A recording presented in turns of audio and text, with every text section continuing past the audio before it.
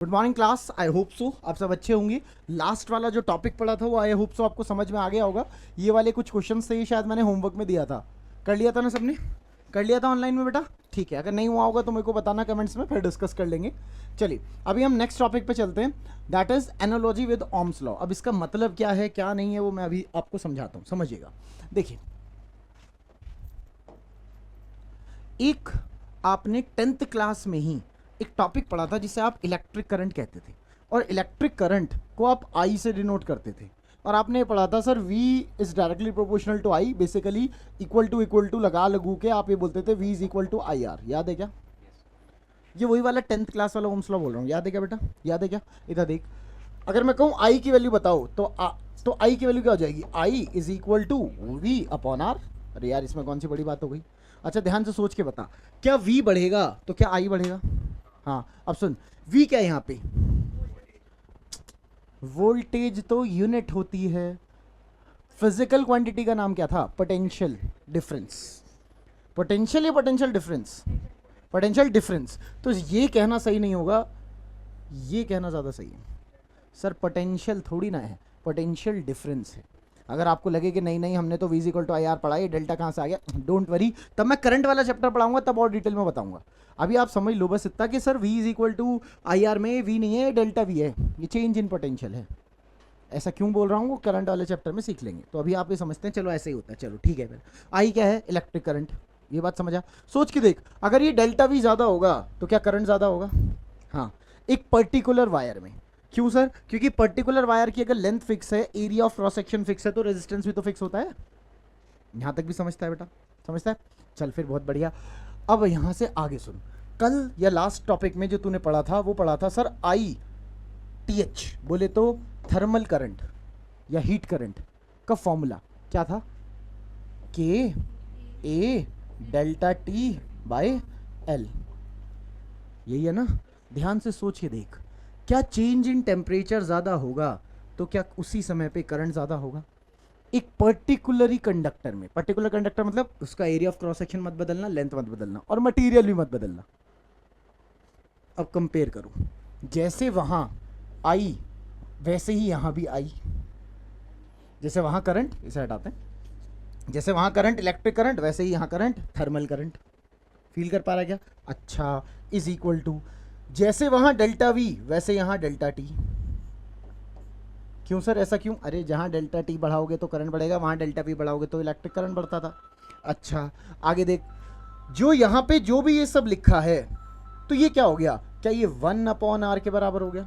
मतलब सर मतलब what I am trying to say is कि यहाँ का R क्या है? यहाँ का R, यहाँ पे R नहीं चाहिए क्या? यहाँ पे R चाहिए? सर कहना क्या चाह रहे हो? ध्यान से सोच, ये KAL को अगर मैं 1/RTH लिख दूं तो क्या ये और ये एक ही बात है? So what I am trying to say is, जैसे वहां पे चेंज इन पोटेंशियल होता था वैसे यहाँ पे चेंज इन टेम्परेचर होता है। जैसे वहां पे इलेक्ट्रिक करंट होता था वैसे यहाँ पे थर्मल करंट होता है। जैसे वहां पर रेजिस्टेंस होता था, जिसे आप ओम में नापते थे, 4 ओम 10 ओम 50 ओम, वैसे यहाँ पे थर्मल रेजिस्टेंस होता है। और ध्यान से देख, थर्मल रेजिस्टेंस वैसे तो कांस्टेंट है, अगर एक पर्टिकुलर रॉड के बारे में बात करें तो 1/RTH की वैल्यू आ रही है KA/L। तो RTH की वैल्यू कितनी होगी सर? RT की वैल्यू हो जाएगी, उल्टा गलत दे, क्या L/K। अभी बोल, समझ पाया कि नहीं समझ पाया? समझ पाया कि नहीं समझ पाया? मतलब समझने की कोशिश करो कि अगर आपके एग्जाम में ऐसे आ जाए कि सर ये एक रॉड है, इसका कांस्टेंट दे रखा है K1, ये इसके आगे एक और रॉड है, इसका कांस्टेंट दे रखा है K2, ये भी एल लेंथ की, ये भी एल लेंथ की, ये भी एक क्रॉस सेक्शन, ये भी एक क्रॉस सेक्शन, कोई आपसे पूछे टोटल रेजिस्टेंस बताओ, तो जैसे सीरीज पैरेलल, याद है आपको? सर सीरीज पैरेलल मतलब, अरे याद करना, ऐसे करके एक R1 ऐसे करके एक R2 होता था, बताओ ये सीरीज के पैरेलल? सीरीज। तो क्या टोटल रेजिस्टेंस आप ऐसे कर देते थे ना, R1 प्लस R2? मैं बोल रहा हूँ यहाँ भी वही होता है। मतलब कोई आपसे कहे कि ये पूरी रॉड अलग अलग मटेरियल से बनी है, हाँ, लेकिन अगर मैं इस पूरी रॉड के इक्विवेलेंट में एक रॉड बनाना चाहूँ तो उसका रेजिस्टेंस कितना होगा, थर्मल रेजिस्टेंस कितना होगा? करना ही क्या है, मन में सोचो, ये R1 है और ये R2 है, कैसे कनेक्ट, कैसे लग रहा है, सीरीज में के पैरेलल में? सीरीज में लग रहा है, तो तेरे को क्या करना है, सर R1 निकालना है। सर R1 कैसे निकलेगा, के नहीं, R1 का फॉर्मूला देख, L अपॉन के है, के L अपॉन ए नहीं है, L अपॉन के है, समझता है बेटा। चल तो देख, क्या L अपॉन के, लेंथ तो सेम दी, एरिया भी सेम दिया, मगर ये K1, ऐसे ही R2 क्या हो जाएगा, L अपॉन K2 और ये A। क्या मैं इसको सीरीज में जोड़ दूं, तो जोड़ूंगा तो सीरीज में R1 प्लस R2 हो जाएगा, तो R1 प्लस R2 करूंगा तो R कितना हो जाएगा, क्या L अपॉन A कॉमन ले लूं ब्रैकेट में, 1 अपॉन K1 प्लस 1 अपॉन, बोल समझता है कि नहीं समझता, समझता है बेटा कुछ भी। अच्छा कोई कहते के इक्विवेलेंट, क्या यही के इक्विवेलेंट है, 1 upon K1 plus 1 upon K2। के इक्विवेलेंट मतलब समझते हो कि सर इसका K1 है, इसका K2 है, लेकिन अगर दोनों का एक ही के बनाना हो, जैसे R इक्विवेलेंट होता है वैसे के इक्विवेलेंट भी होता है, तो क्या करें, ध्यान से देख, L अपनी जगह, A अपनी जगह, क्या 1 upon K1 plus 1 upon K2, अगर 3 होते तो क्या 1 अपॉन K3 आ रहा होता, 4 होते तो क्या 1 अपॉन K4 आ रहा होता। तो अगर क्या आपसे देखा जाए तो 1 upon K1 plus 1 upon K2 is the के इक्विवेलेंट। नहीं आ रहा अभी भी समझ आया, पक्का पक्का, बढ़ सकते हैं आगे, समझ पाया बेटा, ठीक है। सो अगर आपको ओम्स लॉ आता है, अगर आपको सीरीज पैरेलल आता है, वो भी 10th वाला बिल्कुल बच्चों वाला, तो आपको आगे के क्वेश्चंस आराम से हो जाएंगे, और ज़्यादातर बच्चों को आता है, कोई बड़ी बात नहीं है। इंपॉर्टेंट बस ये है कि सर वहाँ होता था डेल्टा वी, यहाँ होता है डेल्टा टी, वहाँ होता था वहाँ होता था इलेक्ट्रिक करंट, यहाँ होता है हीट करंट। वहाँ इलेक्ट्रिक करंट होता था जो किस में नपता था, मतलब किस में चलता था, एम्पेयर में। अभी यहाँ पे किस में नापेगा, वॉट में। याद है हीट करंट वॉट में नपता है, याद है ना बच्चे। चलिए बताओ समझ पे हैं, बढ़े फिर आगे, बढ़े फिर आगे सब बच्चे। चलिए फिर देखिए, फिर यही सब मैंने यहाँ पे लिखा है कि आप इसको आई को delta T, R T H को ये सब लिख सकते हैं, थर्मल रेजिस्टेंस ही हो जाएगा। जैसे वहाँ पर current always grows from higher potential to lower potential, यहाँ पे temperature always goes from, sorry heat current always goes from higher temperature to lower temperature. बात तो वही हो गई ना बेटा, समझता है, आप भी समझते हो, चलो बहुत बढ़िया। अच्छा भाई, अब के इक्विवेलेंट वगैरह का फॉर्मूला निकाला, आर इक्विवेलेंट का फॉर्मूला निकाला, प्रूफ निकाला, जो मैंने बताया वही है, ये अभी सब वही लिखा है, 1 upon K1 plus 1 upon K2। सब समझ में आ गया था या करके दिखाऊं, सबको समझ में आ गया था पक्का। चलिए क्वेश्चन आपके सामने है, सॉल्व इट। ऑनलाइन वाले भी बेटा सब लोग सॉल्व करो, ट्राई करो, मैं साइड हो रहा हूँ, ट्राई करो, पॉज कर लो। चलिए देखिए क्लास, आई होप सो आपको हो गया होगा, निहायत ही आसान सा क्वेश्चन है, कोई बड़ी बात नहीं है। पहले R1 फिर R2 फिर R3 निकालना था। ये R1 है, ये R2 है, ये R3 है, ये आप अपने आप ही समझ गए होंगे, अगर नहीं समझ रहे तो अब देख लो। चलिए शुरू करते हैं। मान लीजिए ये R1 है, अरे यार तो R1 का फॉर्मूला बता, बहुत आसान सा क्वेश्चन है ये, पर एग्जाम में आता है। R1 का फॉर्मूला बता, मतलब R का ही फॉर्मूला बता दे, क्या L अपॉन के ए। अच्छा ठीक है, अगर मैं 1 कहा तो ये भी 1, ये भी 1 और ये भी 1। चल बता लेंथ कितना, 12 अपॉन के कितना, 2K अपॉन A1 कितना, A। तो मुझे ऐसा क्यों लग रहा है 2 से 2 चला जाएगा, तो क्या R1 की वैल्यू आई L अपॉन के ए।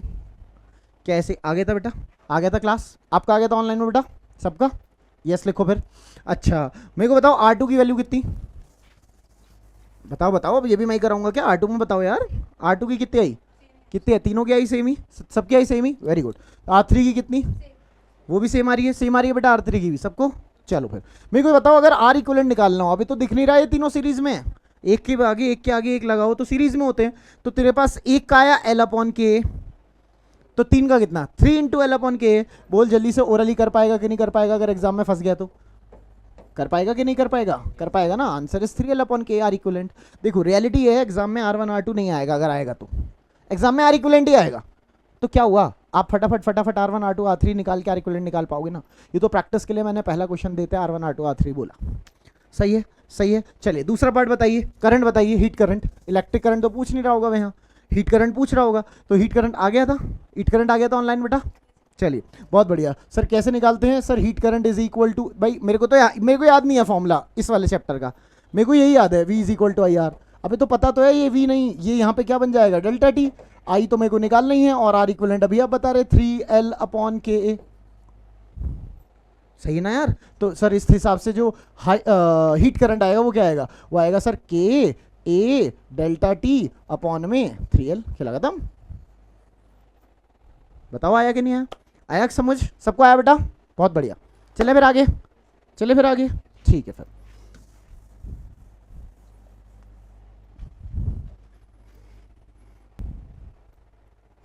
चलिए और आगे बढ़ेंगे और आगे बढ़ेंगे, सबका मैच हो गया होगा। नेक्स्ट क्वेश्चन आपकी स्क्रीन पे ट्राई करिए,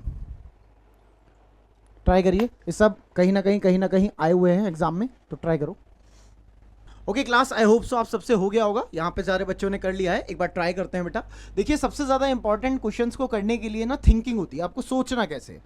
आप देखिए करना क्या है, रेट ऑफ आइस मेल्टिंग, ये रेट वर्ड बार बार आएगा, इस पर ज़रा ध्यान देना। जब भी वो करना ना रेट ऑफ आइस मेल्टिंग, इसका मतलब ये है कि आइस मेल्ट का 1 सेकेंड में कितना होगा ये बताना।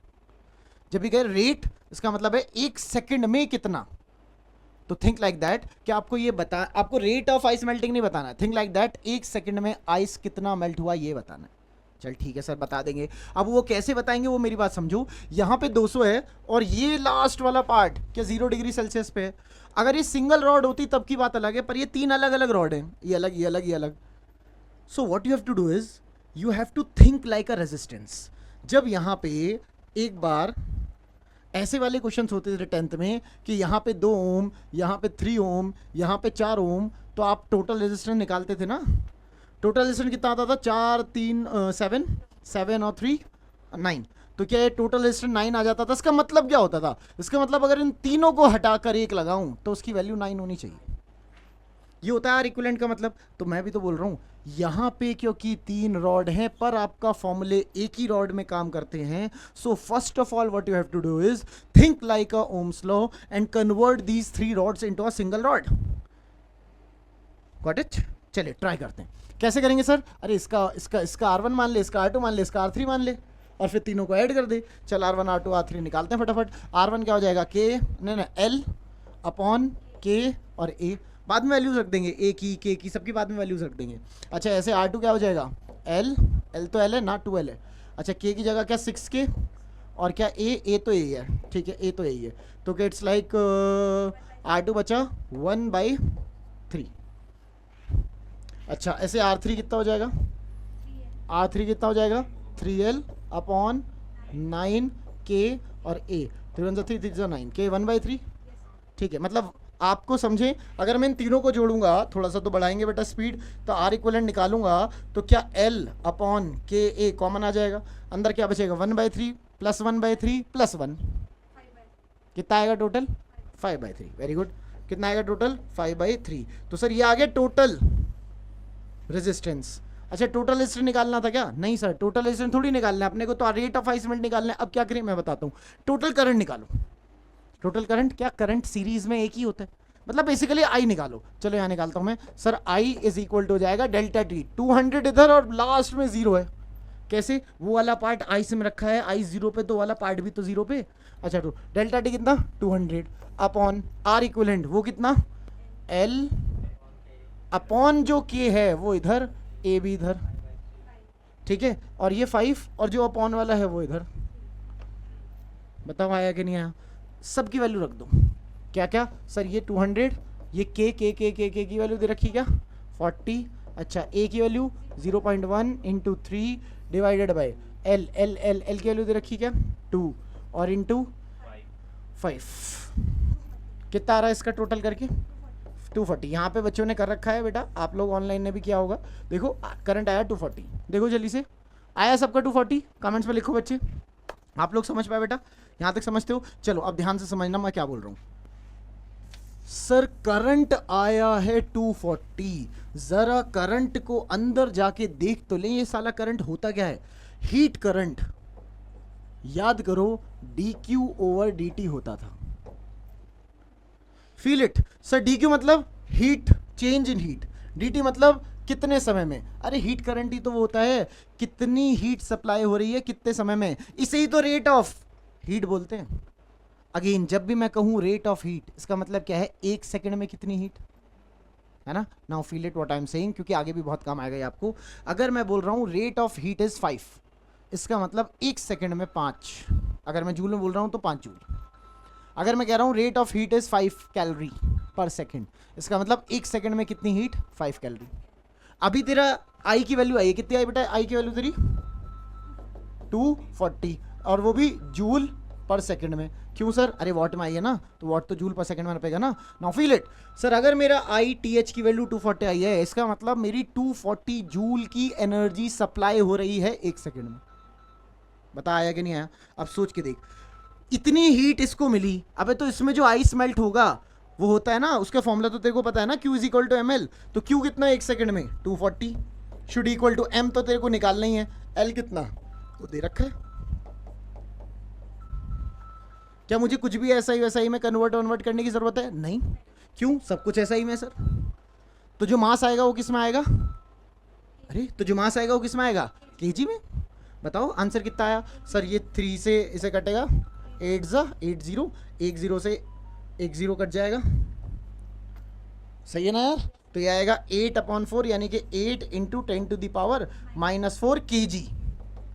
अब अगर अब देख लेंगे हम, केजी में दे रखा आंसर तो केजी में मार्क कर देंगे, ग्राम में दे रखा होगा तो अपने हिसाब से देख लो 0.8 ग्राम आ रहा शायद, है ना? मतलब 1 सेकंड में 0.8 आ रहा है ना भाई?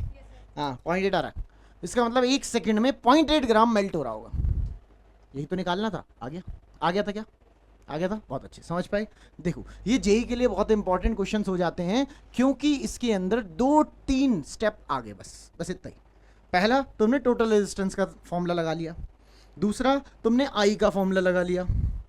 वो स्टेप से स्टेप, जेई और नीट में फर्क क्या होता है? सिलेबस तो सेम ही है, तो फर्क क्या होता है?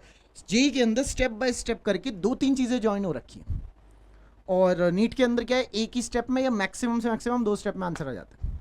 बस इतना ही फ़र्क है। थोड़ी कैलकुलेशन उसमें आसान होती है, हमारे अंदर थोड़ी वैल्यूज़ रख के मैथ्स वगैरह लगानी होती है। इतना ही फ़र्क है, बहुत ज़्यादा फ़र्क नहीं है। थोड़ा ही टॉपिक है जो डिफरेंट है। सही है, चलिए बस ये इस तरह लेंदी हो गया। 3 चीज़ें आई हैं आपको इस्तेमाल में, पहले तो ये आर इक्वलेंट वाला, फिर ITH वाला, फिर वो ML वाला जो हम पहले पढ़ के आए हैं, तो इसलिए तो धीरे धीरे यहाँ तक लाया हूँ। पहले ही ये वाला चैप्टर नहीं पढ़ा दिया, बताया था वो वाला चैप्टर लगे।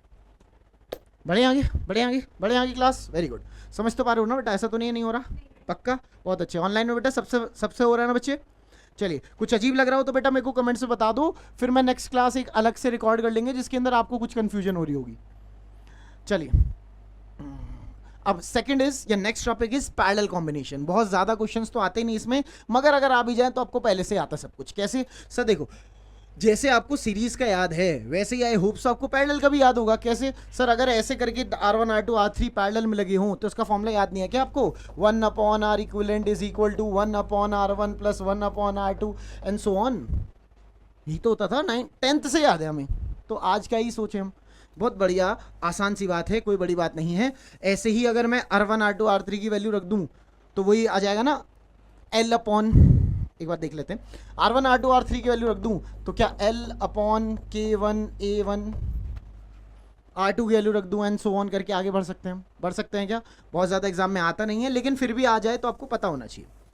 बताइए, करें आगे, बढ़ें आगे? सीरीज हो या पैरेलल, अगर एक क्वेश्चन हो गया तो पैरेलल वाला भी हो जाएगा। चलो फिर और आगे बढ़ते हैं। देखिए, एक बात और नोटिस कर लेना बेटा, देखो जब हम इसकी सबकी वैल्यू रखेंगे ना, R1 R2 R3 and R4 and so on, जब मैं सबकी वैल्यू रखूंगा और इधर उधर ले जाऊंगा और की इक्विवेलेंट निकालने की कोशिश करूंगा पैरेलल में, तो आंसर ये आएगा। आपको सर कैसे? रख के देख लो, इधर उधर करके आ जाएगा आंसर यही।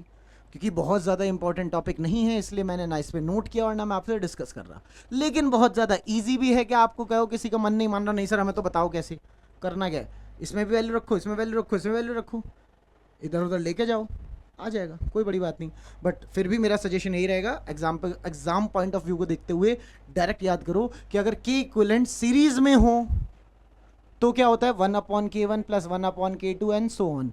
Now understand this, K equivalent का फॉर्मूला होता है के equivalent is equal to 1/K1 plus 1/K2 plus 1/K3 and so on in series में। इसे ना ऐसे मत सोचना कि सर ये तो वैसे ही है जैसे पैरेलल में होता है रेजिस्टेंस का, नहीं है वैसा। वहां होता है 1/R equivalent is equal to 1/R1 plus 1/R2 and so on. नहीं आ रहा समझ? पक्का ना? ठीक है, वहां होता है 1/R1, मतलब देखा ऐसा होता है ना पैरेलल में तो। लेकिन याद कर, मैंने ये नहीं बोला है कि 1/K equivalent is equal to 1/K1 plus, ये नहीं बोला है मैंने बोला है के equivalent is equal to 1/K1 plus 1/K2 plus 1/K3। Proof भी किया था, अभी तो छोटा मोटा देखा तो था, छोटा सा, इंपॉर्टेंट नहीं है अगेन, मगर अगर याद है, सजेशन ये है कॉम्पिटिशन्स के लिए याद कर लो। और बोर्ड में एक इक्विवेलेंट का चांसेस बहुत कम है। जो 11th में देख रहे हैं, आपके स्कूल में बहुत कम चांसेस हैं कि एक इक्विवेलेंट के क्वेश्चंस आए। कंपटीशन में आते हैं, उसके लिए आप फॉर्मूले याद करो, बहुत ईजी सी बात है, बहुत ईजी सा फॉर्मूला है। ये फॉर्मूला भी ज़्यादा बड़ा नहीं है, मतलब ज़्यादा अजीब सा नहीं है। K1 A1 plus K2 A2 and so on divided by A1 plus A2 plus A3 and so on. आपको सर अजीब सा तो है तो अजीब सा नहीं है, सेंटर ऑफ मास का नहीं होता था क्या ऐसी formula? M1 X1 plus M2 X2 plus M2 X3 upon M1 plus M2 plus M3। जैसा जैसा है भाई, तो आपको याद आदत हो जानी चाहिए ऐसे फॉर्मूलोज की। चले आगे, चले आगे, चलो फिर बहुत बढ़िया, आगे बढ़ते हैं। अब ट्राई करो, क्वेश्चन आपके सामने है, आपके डिस्प्ले के सामने है, एक बार ट्राई करो और अब जल्दी करने की कोशिश करो। अब आप धीरे धीरे ट्रेन हो गए, अब आप बढ़िया से लेवल पे पहुंच चुके हो। करो बेटा। क्लास आई होप सो आपसे हो गया होगा, बड़ा आसान सा क्वेश्चन था। देखिए एक बार, यहाँ पे sir R1 R2 R3 R4 दे रखा है और देख के पता चल रहा है कि आपस में कैसे है, पैरेलल में। अच्छा सर, R1 की वैल्यू निकालनी होगी L अपॉन के, पागल हो गया? R1 की वैल्यू डायरेक्ट दे रखी है, निकालने की क्या जरूरत है? फालतू में थोड़ी निकालते हैं, जब उसमें पहले ही दे रखी है तो निकालनी क्यों है? तो सर करना क्या है भाई, पैरेलल में जोड़ना, कुछ नहीं करना। देख R इक्विवेलेंट निकालना था, I निकालना है, R इक्विवेलेंट निकालना है। R इक्विवेलेंट का फॉर्मूला नहीं पता है क्या? 1 upon R is equal to 1 upon 6 plus 1 upon 3 plus 1 upon 2 plus 1 upon 1। क्या एलसीएम 6 आ जाएगा? और तुम कर कर आगे आंसर ले आओगे। बताओ तो फाइनल आंसर कितना है? बेटा एलसीएम लो और आंसर निकालो। अगर ये भी नहीं आ रहा है तो सब ठीक हो जाएगा एक दिन। कितना आ रहा है? 0.5 के 6 5 0.5 आ रहा है। बताना बेटा ऑनलाइन वाले बच्चे कि इन्हीं का आ रहा है 0.5 क्या आपका भी आ रहा है? कमेंट्स में बताओ कि सब ठीक इनके साथ होगा कि तुम्हारे साथ होगा। आया, सबका आया बेटा 0.5? चलो सबका आ रहा है, इसका मतलब सही आ रहा होगा। 0.5 आया। R इक्विवेलेंट I निकालना था। I कैसे निकलता है sir? Delta T upon R equivalent. Delta T कितना है? 100।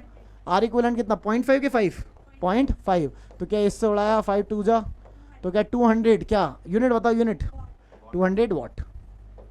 सब कुछ SI में है ना? हाँ बताया क्या? क्लास आया? चलो बहुत बढ़िया। तेरा नहीं आता क्या भाई? तो कॉपी क्यों कर रहा है फिर? सब कुछ सही है भाई? ठीक है, चलिए अब मेरी बात समझिएगा बेटा। अगला क्वेश्चन करने से पहले आप देखिए, थोड़ा सा सीरीज पैरेलल वही 10th वाला खेलते हैं। इधर देखो, मान लो मैं आपसे कहूँ कि एक 2 ओम का रेजिस्टेंस ये है बेटा, इधर ध्यान से देख लेना आप। और मान लो मैं आपसे कहूँ कि इधर एक 4 ओम का रेजिस्टेंस है, इधर एक 4 ओम का रेजिस्टेंस है, इसको ज्वाइन कर दिया आपने। इधर फिर से 2 ओम का रेजिस्टेंस है, यहाँ पे A, यहाँ पे B।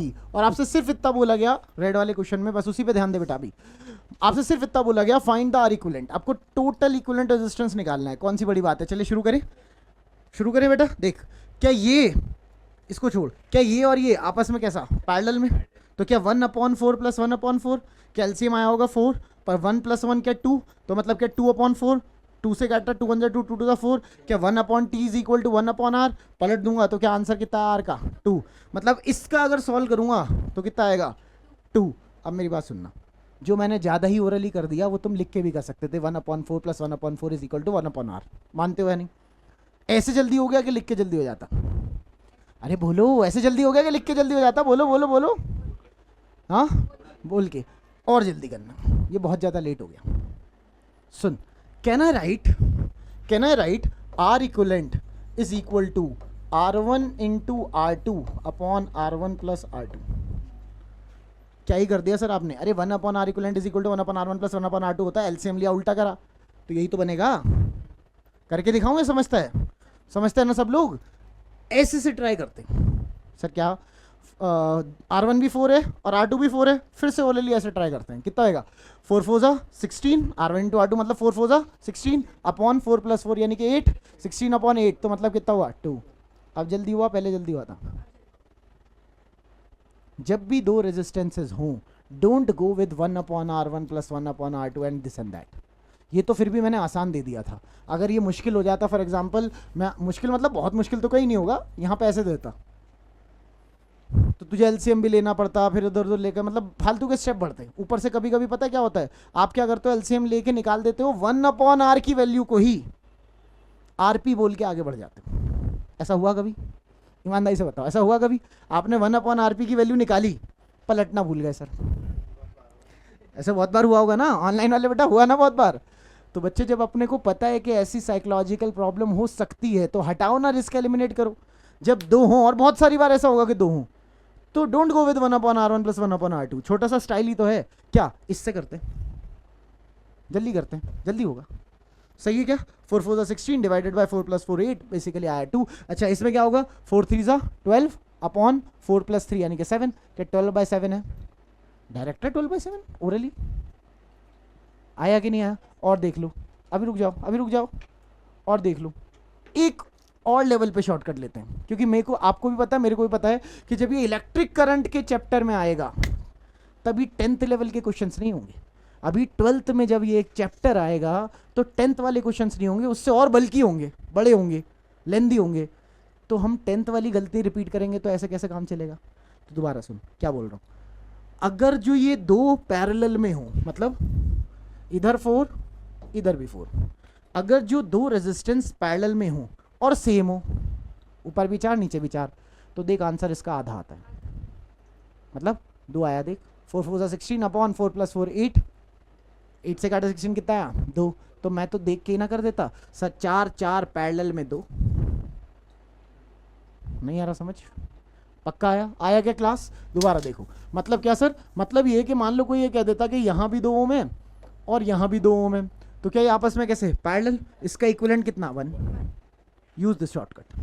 अच्छा क्या सर 2 1 2 होता और एक 3 होता तो क्या 2 और 3 कितना 5, 5 का आधा 2.5? नहीं नहीं पागल हो गया, ऐसे नहीं करते भाई।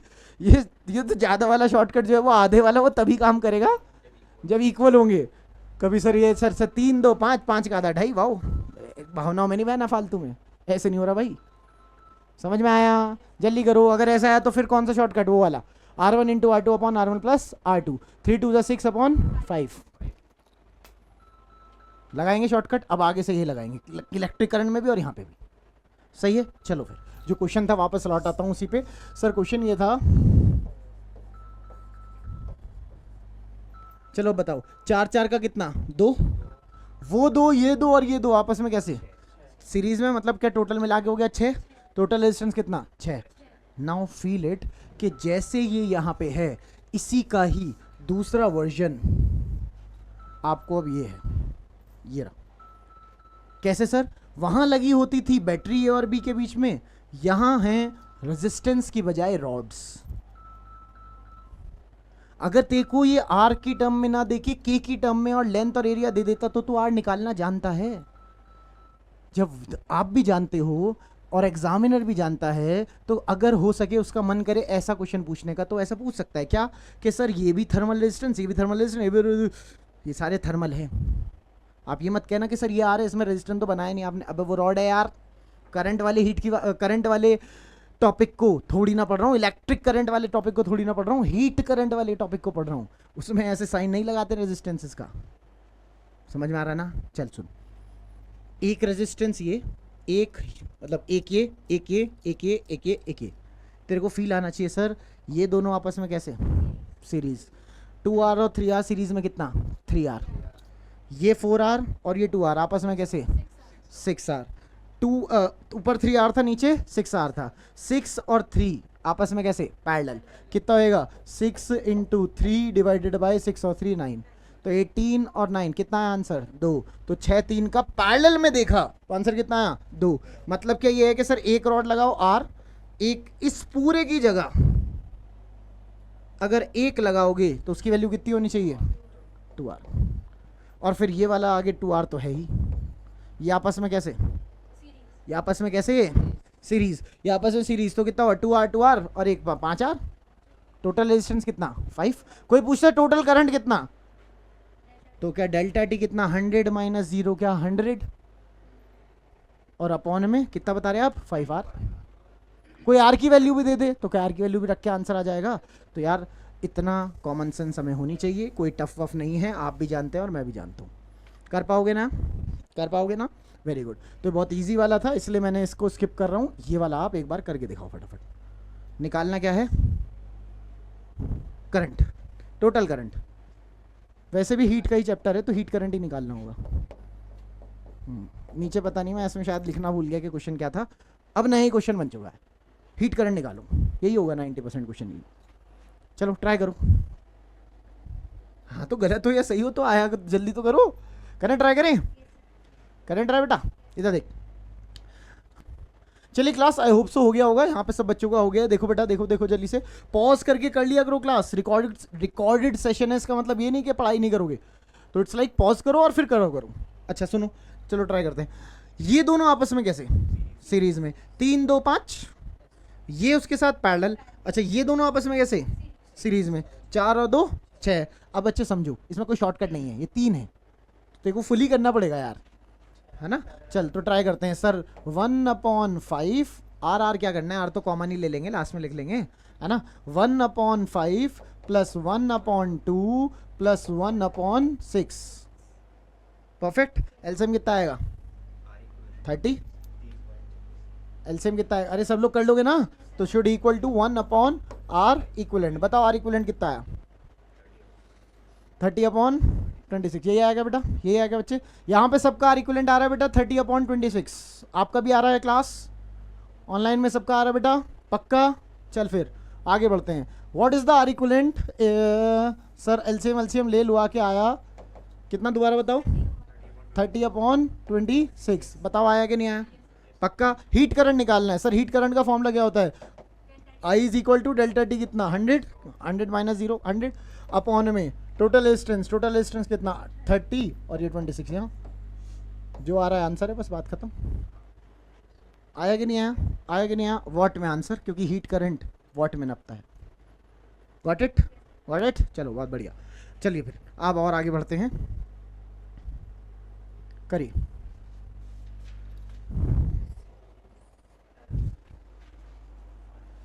Okay class, I hope so आपको सबको मजा आ रहा होगा और आपसे हो भी चुका होगा। ये क्वेश्चन तो बहुत ज़्यादा आसान है। सीरीज देख, सीरीज में क्या ऐसे वर्टिकल अगर चीज़ें सोचेगा तो क्या ये सीरीज में पूछेगा, मतलब सॉरी सीरीज में आंसर आएगा। हाँ, फाइंड के इक्विवेलेंट, सीरीज का के इक्विवेलेंट का फॉर्मूला तो हमें याद है।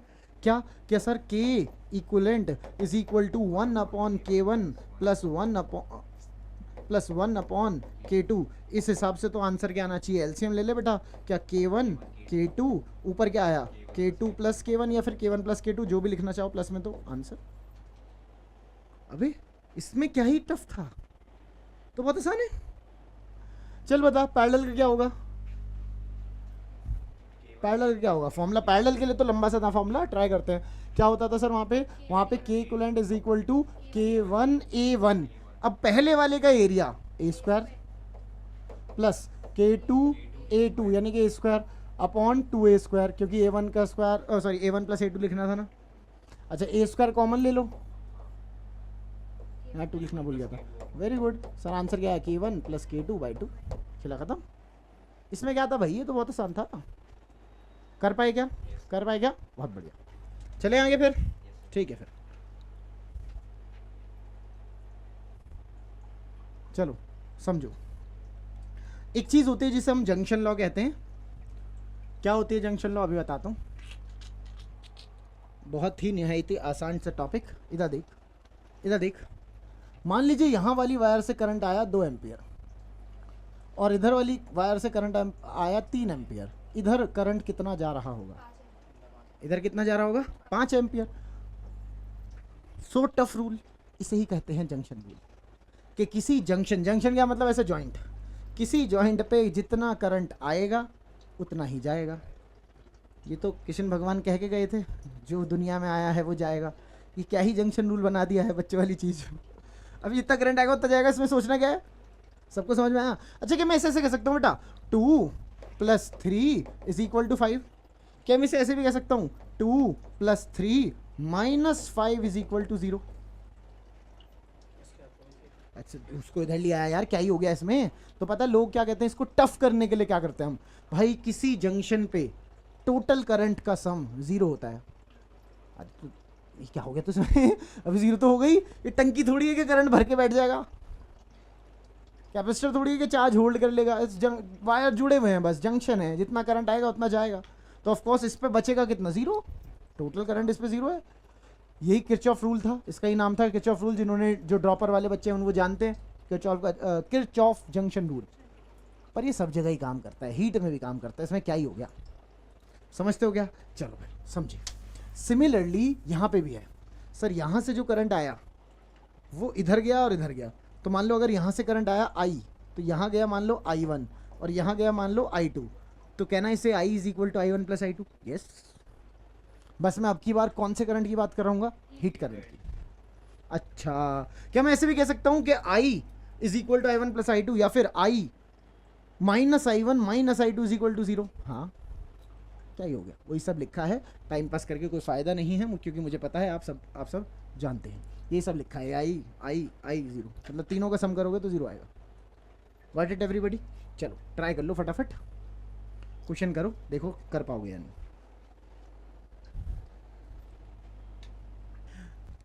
Okay class, I hope so सबका हो गया होगा, क्योंकि यहाँ पे भी सबका हो गया है, तो सबने कर लिया होगा पॉज करके।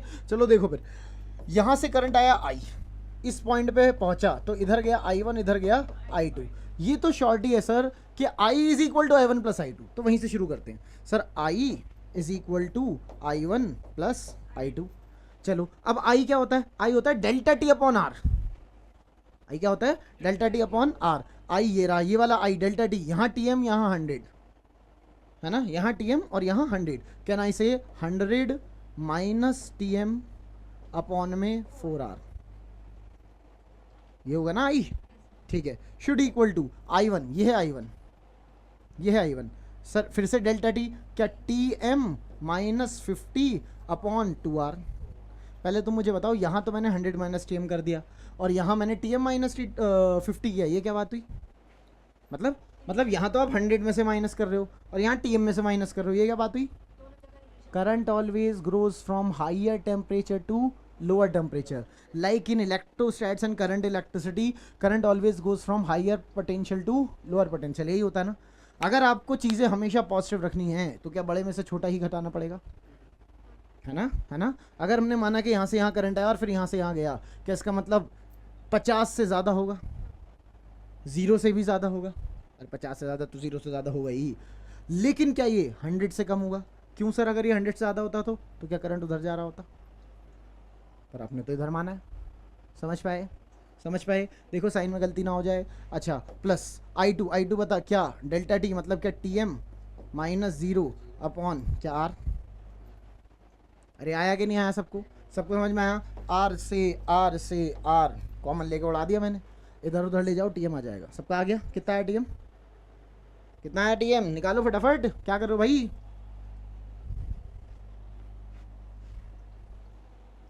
तुमने कुछ और कर दिया था क्या भाई? करो जल्दी करो।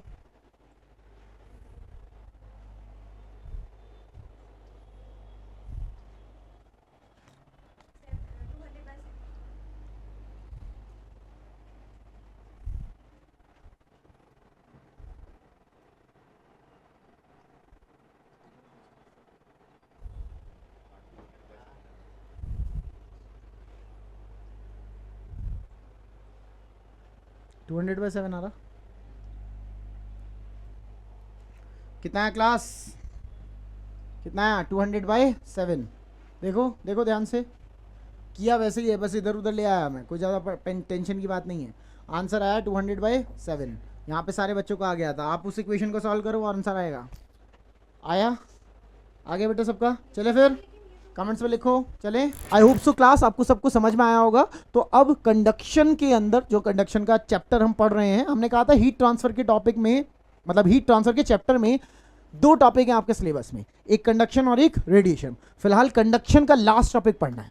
और देखो टॉपिक में हेडिंग क्या है? Growth of ice in ponds. समझते हैं क्या है क्या नहीं, वो मैं समझाता हूँ, आप बस मेरी बात सुनो। सब लोग सुनो, आप लोगों ने कभी ना कभी या तो सच में या फिर YouTube पे कोई वीडियो देखी हो या फिर शॉर्ट्स में कहीं पे कुछ देखा हो आपने कि जो नदी या तालाब होते हैं ठंडी जगह पे वो जम जाते हैं और उसके ऊपर आप इट्स लाइक स्केटिंग भी कर सकते हो, आइस स्केटिंग भी कर सकते हो। कभी कभार देखा है? कभी ऑनलाइन वाले बेटा कभी देखा है कभी बच्चों? मतलब असली में नहीं, वीडियो वगैरह में ही देखा होगा। कह रहे हैं अबे क्या किसी ने देखा? सच में देखा है किसी ने? ऑनलाइन में बताना बेटा किसी ने सच में देखा है तो। देखो बच्चे, मेरे को एक बात बताओ, जब उस पॉन्ड पर बर्फ जम गई तो उस पॉन्ड के अंदर जितने भी एक्वेटिक एनिमल्स हैं वो तो बेचारे मर जाएंगे, तो दोबारा कहां से आएंगे फिर वो एनिमल्स? अरे दो जवाब भाई, जवाब दो। अगर एक पॉन्ड में या तालाब में, किसी भी चीज में, मतलब एक वाटर बॉडी में, रिवर में और सी में ऐसा नहीं होता, उसे हटा दो। क्यों नहीं होता? पानी छोड़ दो। तो मैं बोल रहा हूँ पॉन्ड में, यानी कि लेक में, पॉन्ड में, तालाब में नीचे के एनिमल्स नहीं मरते हैं, ऊपर ही बर्फ जमता है, ऐसा ये कह रहा है। हाँ सही कह रहा है, सही कह रहा है। रियलिटी ये है कि ऊपर की सिर्फ सरफेस ही जमती है, नीचे का पानी नहीं जमता है। और इवन आपको मतलब भगवान ने बना रखा है सब कुछ, हम तो बस पढ़ रहे हैं कि ऊपर तो ठंड है, लेकिन वो जो आइस जम चुकी है ना जब, तो उस आइस के नीचे जो वाटर है वो आइस से थोड़ा सा गर्म है। मतलब अंदर का वाटर थोड़ा सा गर्म है कंपेयरिंग टू टॉप सरफेस। अब ये गॉड ने बनाया, नहीं तो सारी एक्वेटिक एनिमल्स मर जाते। सोचो पॉन्ड के अंदर जितनी भी मछलियां वगैरह हो तो सब मर जाती हैं यार इस चक्कर में। समझ पा रहा है बेटा? तेरे को भी समझ में आ रहा है? तेरे को भी समझ में आ रहा है? चल, अगर तेरे को ये भी समझ में, अगर तेरे को ये सब समझ में आ रहा है तो अब जरा ऐसे सोच, सर अगर पॉन्ड को जमना है तो सोच के बताना, क्या पॉन्ड का टेम्परेचर जीरो होना चाहिए कि जीरो से कम होना चाहिए कि जीरो से ज्यादा होना चाहिए? अगर वो जीरो से कम हो जाता तो सारा ही जम जाता। 0 डिग्री सेल्सियस पे ही ऐसी स्टेट पॉसिबल है कि बर्फ और पानी दोनों हो। बोलो हाँ या ना? ऐसा पढ़ा है ना हमने कैलोरीमेट्री वाले चैप्टर में, पुराने वाले चैप्टर में पढ़ा है बेटा। अगर अजीब लग रहा है तो एक बार चैप्टर को गो थ्रू करो, देखो अजीब नहीं लगेगा, जो बोल रहा हूं उसे समझो, आपको भी समझ में आ जाएगा। अगर आपने पुराना चैप्टर नहीं देखा तब भी आ जाएगा। सुनो क्या बोल रहा हूं। आपके पास पॉन्ड है, मतलब रिवर बॉडी है, एक तालाब वगैरह है, ऊपर का सरफेस जम चुका है, ऊपर का सरफेस जम चुका है। अब वो जब वो ऊपर का सरफेस जम गया, कोई आपसे पूछे कि उसका टेम्परेचर कितना, जो वो सरफेस जमा है उसका, वो जीरो से ज़्यादा, जीरो या जीरो से कम, समझने की कोशिश करो। अगर जीरो से ज़्यादा होगा तो जम ही नहीं सकता, क्योंकि 1 डिग्री 2 डिग्री पे तो आइस एग्जिस्ट ही नहीं करता। अच्छा, अगर माइनस में चला गया, -5 -3, तो वो पूरा जम जाएगा, क्योंकि माइनस में वाटर एग्जिस्ट नहीं करता। एक ऐसा टेम्परेचर 0 डिग्री सेल्सियस ही है जिसपे वाटर और आइस दोनों एग्जिस्ट कर सकते हैं। और अगर दोनों एग्जिस्ट कर रहे हैं, इसका मतलब उस टाइम पे उस पॉन्ड या उस सरफेस का टेम्परेचर 0 डिग्री है। टॉप सरफेस की बात कर रहा हूँ मैं, जहाँ बर्फ़ जम रही है, उधर नहीं कर रहा हूँ, बहुत नीचे नहीं जा रहा हूँ मैं, वहाँ तो थोड़ा सा गर्मी होती है। बताओ आया कि नहीं आया? सबको समझ में आया? सबको समझ में आया? चल सुन सुन सुन, तू चाहता है कि वो जो पॉन्ड का ऊपर का सरफेस है ना, वो और जमे, और जमे। तू चाहता बढ़िया से स्केटिंग हो, आज पूरा मज़ा आने वाला है। स्केटिंग करने के लिए वो जो बर्फ़ की परत है वो स्ट्रांग होनी चाहिए कि वीक होनी चाहिए? भाई हार्ड होनी चाहिए, उसकी बहुत मोटी थिकनेस होनी चाहिए। ऐसे पतली सी परत है, तू जैसे ही पैर रखा नीचे, अरे तो पागल है क्या? ठंडे पानी में मतलब कितना ही गर्म हो जाएगा वो, 40-50 डिग्री थोड़ी है उसके नीचे का पानी, 2-4-5 डिग्री तो होगा, तो बहुत गर्म हो जाएगा, इतना गर्म भी नहीं। ठीक है बेटा, चल सुन फिर, और सुन, मेरे को एक बात बता, चल सुनता रहे। मैं क्या चाहता हूँ, मतलब अपने को कौन सा टॉपिक पढ़ना है? अपने को ये टॉपिक पढ़ना है कि, चलो रुको, जो टॉपिक पढ़ना है उससे पहले एक और बात बताओ मुझे। मान लीजिए आपके पास ये बर्फ़ है, और बर्फ़ की ये कुछ मोटी थिकनेस की बर्फ़ एकदम मस्त जमी हुई है। आप चाहते हो कि बर्फ़ और मोटी हो जाए ताकि आप मस्त स्केटिंग कर सको। तो जो 0 डिग्री सेल्सियस है आइस का टेम्परेचर, आपके बाहर जो हवा है, एनवायरनमेंट है, उसका टेम्परेचर 0 से कम होना चाहिए कि 0 ही होना चाहिए? बाहर का अगर आप चाहते हो कि बर्फ़ और जमे, मतलब क्या माइनस में होना चाहिए? -1 -2 कैसा हो जाता है हवा में टेम्परेचर? -1 -2 हो जाता है। यस यस यस यस, मतलब ज़रा समझना, मैं कह रहा हूँ -1 -2 वाटर का नहीं हो सकता। मैं ये नहीं कह रहा हूँ कि -1 -2 एयर का नहीं हो सकता। अबे ऊपर तो एयर है, ऊपर पानी थोड़ी है, पानी तो नीचे है, तो नीचे का -2 -3 नहीं हो सकता, लेकिन हवा का तो -2 -3 हो जाता है। ऐसे हमारे जवान नहीं रहते हैं हिमालय पे -5 -10 इन डिग्री सेल्सियस पे, बाहर हो सकता है, और जब भी तो पॉन्ड जमेगी। अब सुन ध्यान से कि सर पॉन्ड मान ले 0 पे है, बाहर का जो हवा है वो 0 से कम, यानी कि माइनस में होना चाहिए, तभी तो 0 बड़ा और हवा, मतलब it's like 0 temperature higher temperature होगा और हवा का टेम्परेचर 0 से भी कम। सर ऐसा क्यों? क्योंकि अगर बर्फ़ जमनी है तो बर्फ़ जमने के लिए और बर्फ़ जमाने के लिए आपको हीट इस आइस वाली बॉडी यानी कि लेक या पॉन्ड से निकाल कर हवा में देनी पड़ेगी। आपको ये क्यों? सोच के देख, हवा से हीट अगर बर्फ़ में चली गई तो बर्फ़ पिघलेगी ना यार। पर मैं क्या बोल रहा हूँ, बर्फ़ पिघलानी नहीं है, बर्फ़ और जमानी है ताकि आप स्केटिंग कर सको मस्त। So what you have to do, you have to take out the heat from the pond and give it to the environment. So it is only possible when the temperature of the pond is higher than comparing to the atmosphere. Got it? Got it? पक्का? पक्का? सुनो, exam में question कैसे आता है? Exam में question ये आता है कि अगर किसी एनवायरनमेंट में, अगर किसी जगह पे, किसी पर्टिकुलर टेम्परेचर पे 2 घंटे में 1 सेंटीमीटर बर्फ जम जाती है। क्या बोला मैंने?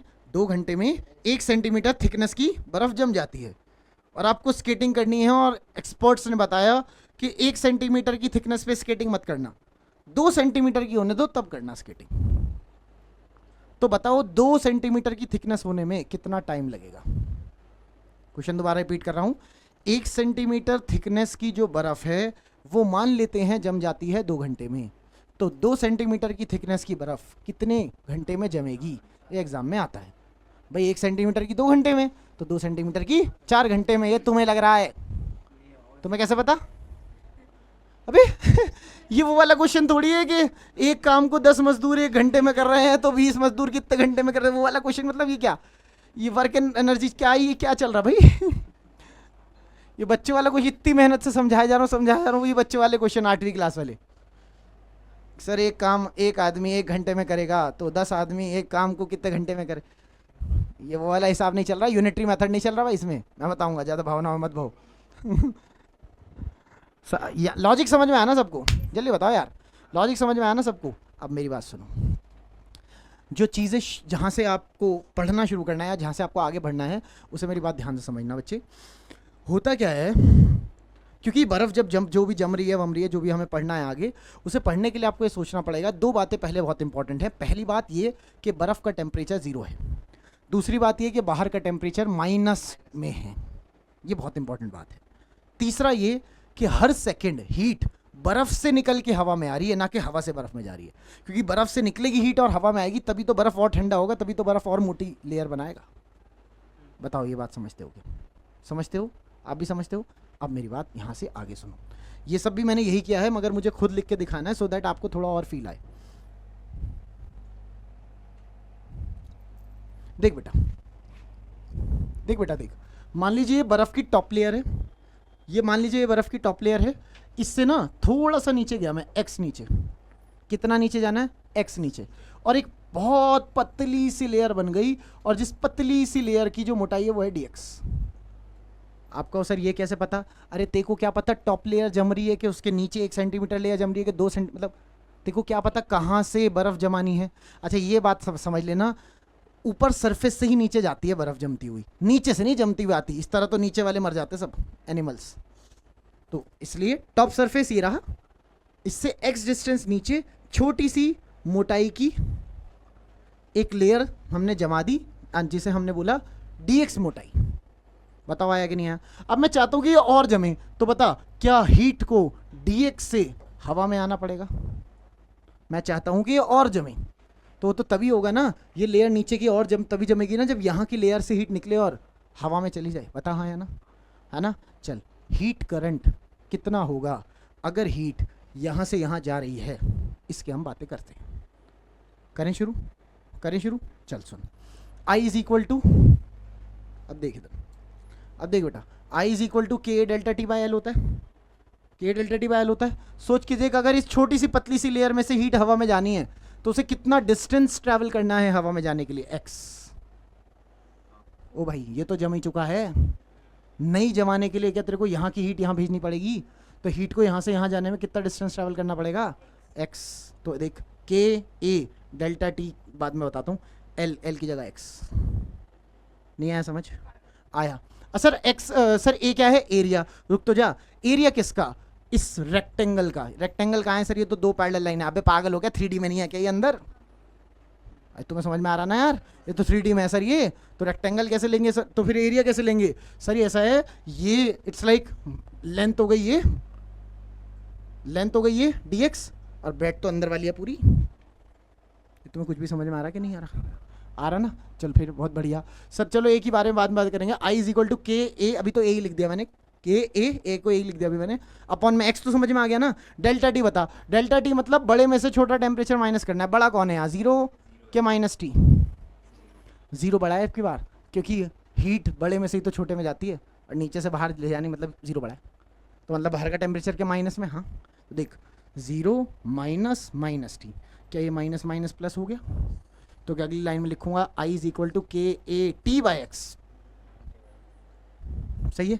और क्या आई होता है d q by d t, d I की लिखा d q by d t is equal to K को लिखा के, ए को यही रहने दिया, ज़्यादा परेशान नहीं करेंगे अभी, टी की जगह टी और एक्स की जगह एक्स। बोल कोई दिक्कत? कोई दिक्कत तो नहीं है। टी टी को इधर उछाल दे, देख सही है। आगे सुन, डी क्यू मतलब क्या? Change in heat. और इस चेंज इन हीट से तुम करना क्या चाहते हो? टेम्परेचर चेंज करना चाहते हो कि बर्फ़ जमाना चाहते हो? और बर्फ़ जमाने वाली हीट तो एम के बराबर होती है। अब एम में अगर ये डी क्यू है मतलब छोटी सी हीट, और अगर छोटी सी हीट का यूज़ कर रहे हो तो एल तो छोटा सा होगा नहीं, तो क्या छोटा सा मास जमेगा? तो देख, d q is change by d m into l. लिख के दिखाऊँ ये कैसे हुआ है, समझ गए भाई? Q equal to M l होता है ना, क्यू बहुत ज़्यादा कि थोड़ा सा? थोड़ा सा। कैसे पता? डी क्यू लिखा है तो मास भी कितना जमेगा? थोड़ा सा कि बहुत ज़्यादा? थोड़ा सा। और एल तो एल होता ही है, 80 जिसकी वैल्यू होती है अगर हम एस आई में चलते। समझता है? अच्छा, शुड इक्वल टू के अपनी जगह, टी अपनी जगह, डी टी अपनी जगह, एक्स अपनी जगह, सब कुछ वैसे कि वैसे ही। समझता है कि नहीं समझता? बता बता बता। चल, डीएम क्या है? छोटा सा मास। क्या मास तो मुझे पता नहीं कितना मास जमा, क्या मैं मास को ऐसे लिख सकता हूँ डेंसिटी इंटू वॉल्यूम? अरे मास होता है ना डेंसिटी इंटू वॉल्यूम, मास होता है ना डेंसिटी इंटू वॉल्यूम। जानते हो या नहीं जानते? जानते हो। तो क्या मास को मैं ऐसे लिख सकता हूँ, ये रहा डेंसिटी और ये रही वॉल्यूम। अब वॉल्यूम कैसे है? रुक जा, कैसे लिख सकूँ ना? Mass is equal to density into volume. ध्यान से देख सर, डेंसिटी तो रो है, वॉल्यूम हो जाएगा ए इंटू लेंथ कितनी थी अभी बोल? वो जो परत जम रही थी dx मोटाई की, उसकी वॉल्यूम। तो एरिया तो पता ही नहीं कितना, वो तो बहुत बड़ा एरिया होगा ना भाई पॉइंट का, तो एरिया तो हो गया। और लेंथ की जगह क्या? वो मोटाई dx। देख, एरिया इंटू dx। dm को ये कैसे पलटा? दोबारा बताऊँ, ये समझ गए? समझ गए? lf तो अपनी जगह है ही, के ए टी बाय, मतलब मैंने कुछ किया ही नहीं।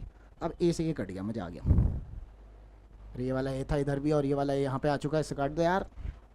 और डेंसिटी तो आइस की या वाटर की कांस्टेंट ही रहती है, एक पर्टिकुलर टाइम पे बोल रहा हूँ। समझता है बेटा? चल तो फिर। अच्छा भाई, अच्छा भाई, अच्छा भाई, अच्छा भाई।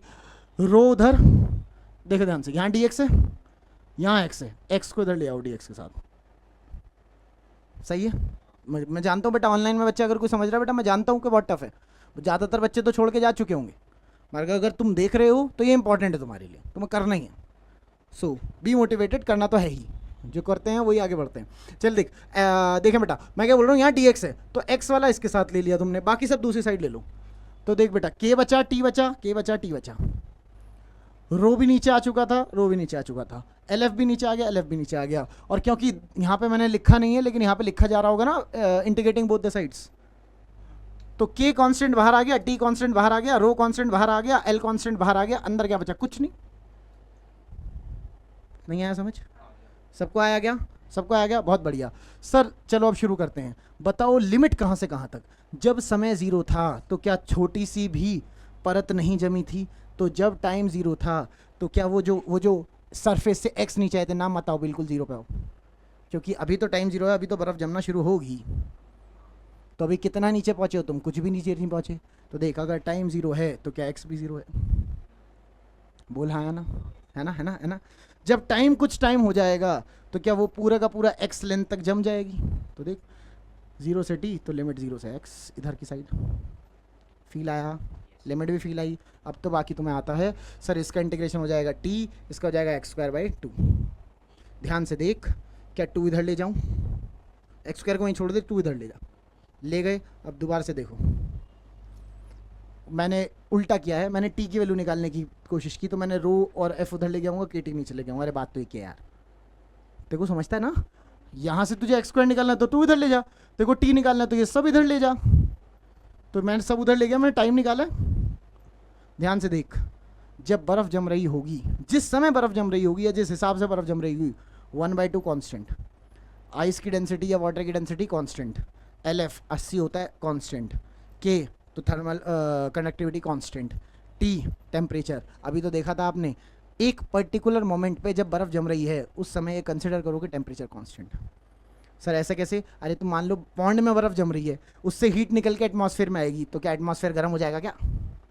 कि सर इतनी सारी हीट निकल गई, हवा ही गर्म हो गई, अब क्या ही इम्पैक्ट आएगा उसमें? तो हम उसे कांस्टेंट मान सकते हैं ना, दैट टी इज़ कांस्टेंट। अगर ये सब कांस्टेंट है तो बदल क्या रहा है? एक्स और टी। एक्स क्या है? कितनी नीचे तक बर्फ़ जमेगी, बेसिकली थिकनेस ऑफ द बर्फ़। टी क्या है? टाइम, कितनी देर में जमेगी। अब इतनी मेहनत करके जो रिलेशन आया है वो ये आपको भी याद करना है, जो नीट वाले बच्चे होते हैं वो भी याद, उनको भी याद करना है, जो जेई वाले बच्चे हैं उनको भी याद करना है, जो 11th में हैं उनको भी याद करना है। 11th वाले तो डायरेक्ट याद कर लें, समझने की कोशिश करो, ऑल्दो अगर आपको कंपटीशन देना है तब भी। नीट वालों को कोई फील करने की ज़रूरत नहीं है कि सर कैसे आया, क्यों आया, कैसे आया। देखो समझ में आ गया पहली बार में, ठीक है, रिवाइज करने की ज़रूरत नहीं, रिपीट करने की ज़रूरत नहीं, याद करो डायरेक्ट। नीट में क्वेश्चन आ चुका है तो आप ये डायरेक्ट याद कर लो। मेंस में रिपीट हो सकता है, डायरेक्ट याद कर लो।